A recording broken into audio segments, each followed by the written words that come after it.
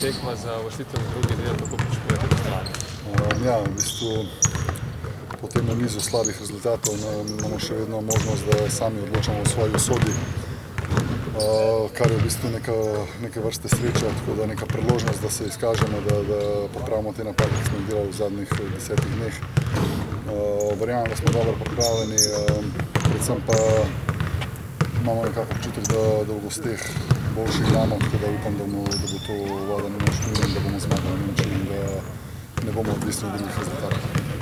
To so bile res predstave, na katere verjetno niste ponosni. Kako se recimo lahko zgodi, da ste pred tem imeli nekaj dobrih tekem, vsaj recimo po en polčas, pa tudi cele tekme, potem pa dve res porazni? Ja, v bistvu, kot je trener že nekajkrat rekel, da se ne more, košarke se ne da pozabiti v tako kratkem času, tako da v bistvu smo nekako pričakovali že pred sezono, da bojo nihanja, smo mlada ekipa, pa vse res ne bi smeli priti do takih nihanj, do takih padcev,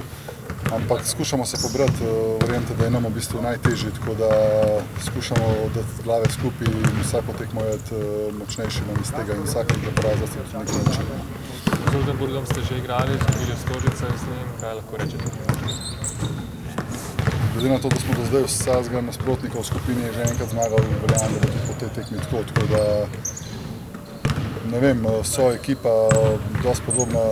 tej iz Bona, tako da jaz verjamem nekako, da se da z njimi igrati tudi, ne glede na to, da igramo v gosteh, verjamem v našo ekipo, verjamem, da bomo ta pravi in v bistvu se takrat pokaže karakter, ki